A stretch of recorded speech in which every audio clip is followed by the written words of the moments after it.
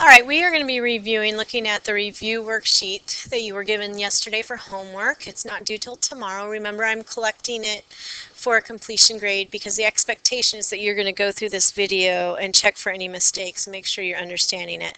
Our quiz tomorrow is going to cover multiplication and division of fractions and mixed numbers, and we're going to go through all the different rules and regulations as we go through the problems. First, remember, when you multiply and divide fractions, you do not find a common denominator. Now, you could find a common denominator, but it's going to just leave you with larger numbers that you have to reduce at the end, so we're not going to do that.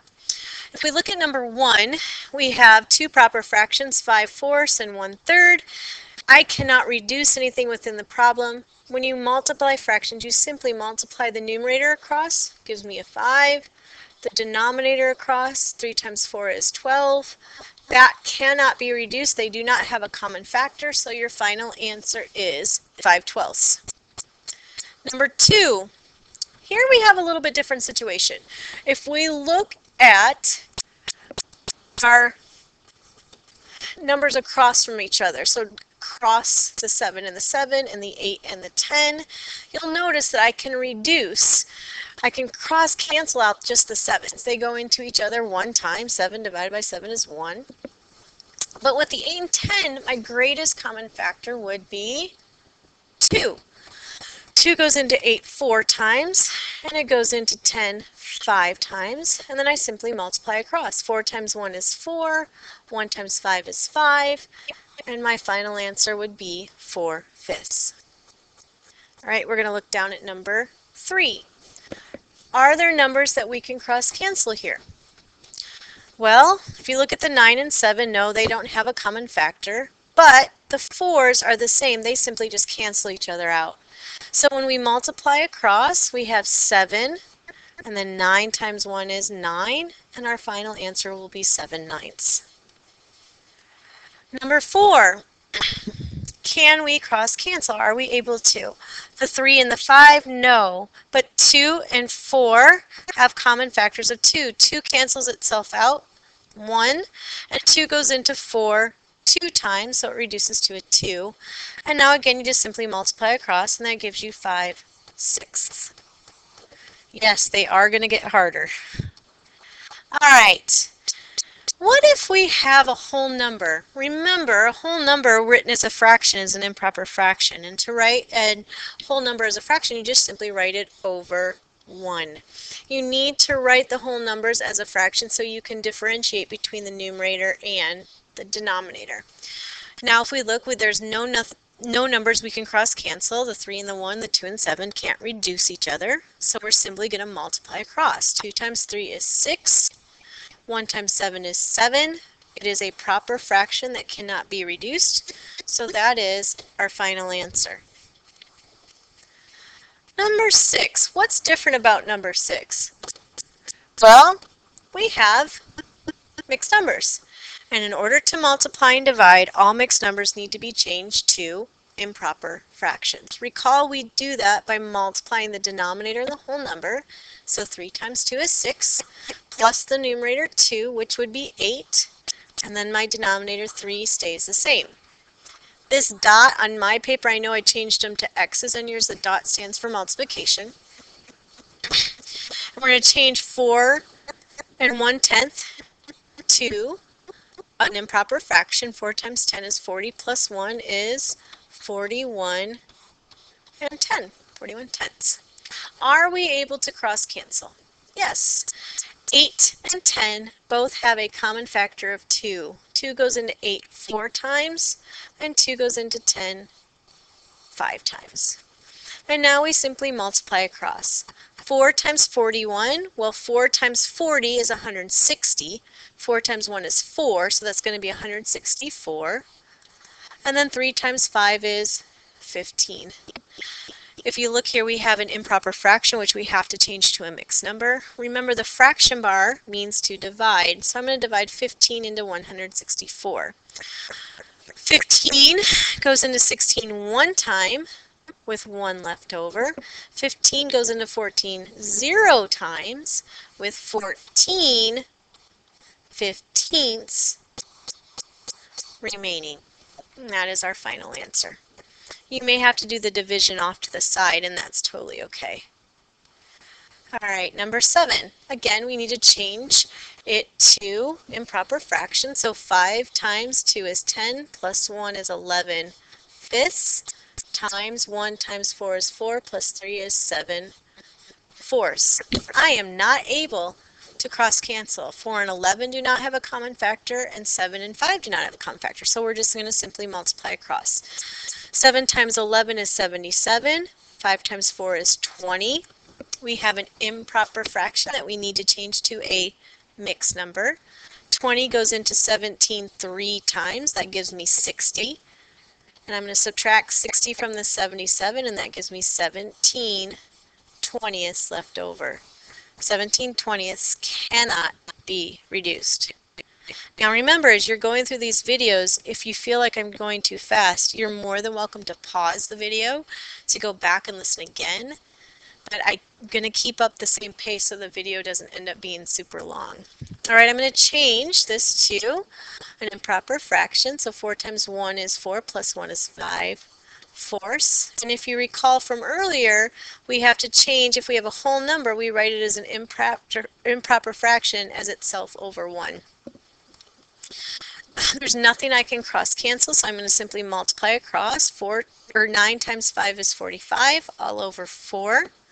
4 goes into 45 11 times with 1 fourth left over, because 4 times 11 is 44. All right, number 9. First thing we're going to do is change the mixed numbers to improper fractions. So we have 7 plus 5 is 12 sevenths times 4 plus 1 is 5 halves. Excuse me. The 2 and the 12 can reduce. 2 goes into itself 1 time. 2 goes into 12 6 times. And now we can multiply across. 6 times 5 is 30. 7 times 1 is 7, giving us an improper fraction, which we need to change to a mixed number. 7 multiplies into 30 4 times, which is 28. 30 minus 28 is 2 sevenths left over. Number 10, our last multiplication problem. We have 8 times 2 is 16, plus 3 is 19 eighths. 2 times 2 is 4, plus 1 is 5 halves. Nothing reduces. Therefore, we just simply multiply across. Now, 19 times 5 in my head, I would simply do 5 times 20 is 100. I have 1 less 5, so 5 times 19 would be 95, and then 16ths. Well, how many times does 16 go into 95? Well, 16, 32, 48, 64. We're getting close, but we probably have one more to go. 64 plus 16 is 80. So it goes into it 5 times, and then 95 minus 80 is 15 16ths. All right. Flip your paper over. We're going to go to division now. We're going to look at number 11. Remember the phrase when we divide, we keep our first fraction. We switch the sign from division to multiplication, and we flip the second fraction. So we keep, switch, and flip. All right, both of our numbers are in proper fraction form. Actually, we have an improper fraction, but there are no mixed numbers. So now we can actually do the multiplication. So 1/5, we keep it. We change the sign to multiplication, and we flip the second fraction. And now we simply multiply across. 1 times 4 is 4. 5 times 7 is 35. That cannot be reduced, so it is our final answer. All right, number 12. They're already written as improper fractions or proper fractions. So we're going to keep the first fraction, switch the sign to multiplication, and flip the second. You cannot cross-cancel to reduce until after it's changed into a multiplication problem. So now I can reduce the 2 and the 4. Common factor is 2, so 2 goes into 2 one time and into 4 two times. Multiply across and we get 2/5 as our final answer. All right, I'm going to get this off. There we go. Get back to my pen. We're going to go down to number 13. Don't worry about the negatives. I took them off your paper, but apparently I forgot to take them off here. We're not going to worry about negatives. You'll get to that when you get to 6th and 7th grade. All right, we do not have mixed numbers, so we're going to keep it as is. So we keep the first fraction, switch the sign, and flip the second. I cannot cross cancel. Therefore, I simply multiply across, and that gives me 21/20. 20 goes into 21 one time with 1/20 remaining. Number 14. Again, I either have them written as proper or improper fractions. So I'm going to keep the first fraction, switch the sign, and flip the second. What do you think that the reason that these problems are here? To make sure that you don't reduce before you change it to multiplication, okay?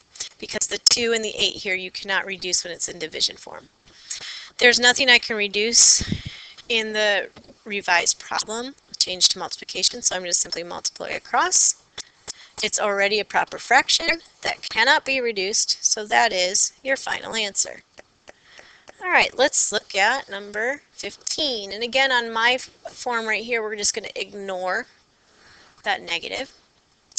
We're going to keep the first fraction, switch the sign, and then remember, if it's a whole number, we're going to write it as a fraction 2/1. And so now we're going to flip that so that we have 1/2.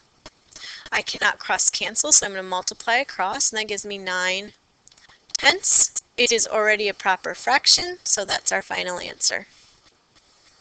Number 16. First, let's change that 3 to a 3/1.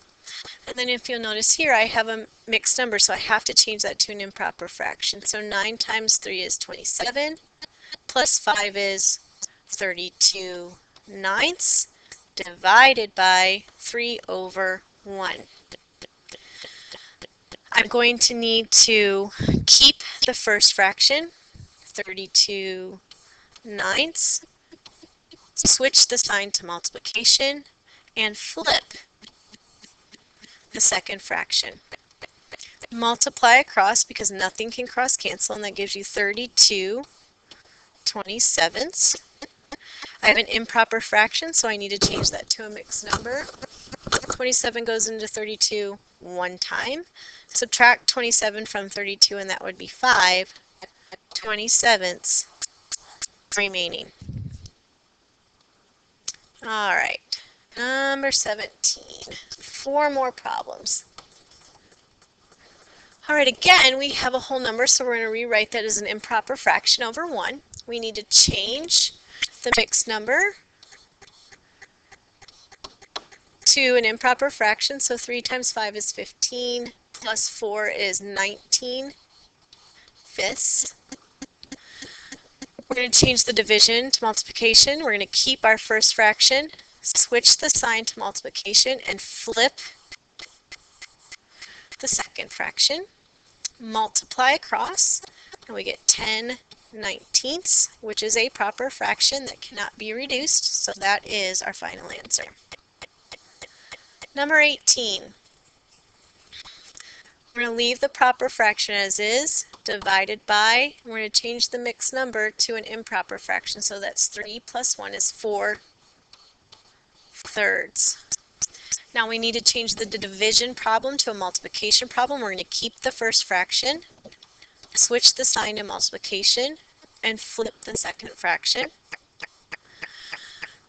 Now we can cross cancel. 3 and 9 have a common factor of 3, so 3 divides into itself 3 times, and 3 divides into itself, oh, excuse me, that is my fault. This should be a 1. And 3 divides into 9 3 times. Multiply across, and we get 1 times 1 is 1, 3 times 4 is 12. It is a proper fraction that cannot be reduced, so that is our final answer, 1/12. 2 more, we're almost finished. Number 9, we have 2 mixed numbers, so we need to change both of them to improper fractions. 7 times 1 is 7, plus 6 is 13 sevenths, divided by 20 plus 3, 23 fourths. Now we need to change the division problem to a multiplication problem. We're going to keep the first fraction, switch the sign of multiplication, and flip the second. Oops, 23. There we go. I cannot cross cancel. We'll erase that, make it a little bit easier to see. I cannot cross cancel, so I have to multiply across. 13 times 4, well, 12 times 4 is 48. Add 4 more to that, and that's 52. 23 times 7, well, I have 7 times 20 is 140, and then 7 times 3 is 21, so that would be 161. Because I couldn't cross cancel in the original problem, I cannot reduce here, and that is my final answer. Last problem. Again, we have 2 mixed numbers, so we have to change them to improper fractions. So that's 30 plus 7, 37 tenths, divided by 8 plus 1 is 9 fourths. We need to change it to a multiplication problem, so we're going to keep the first fraction, switch the sign to multiplication, and flip the second. 9 and 37 can't reduce, but I can reduce the 4 and the 10. 2 goes into 4 2 times. 2 goes into 10 5 times. Sorry, there's going to be an announcement I'm going to cover up.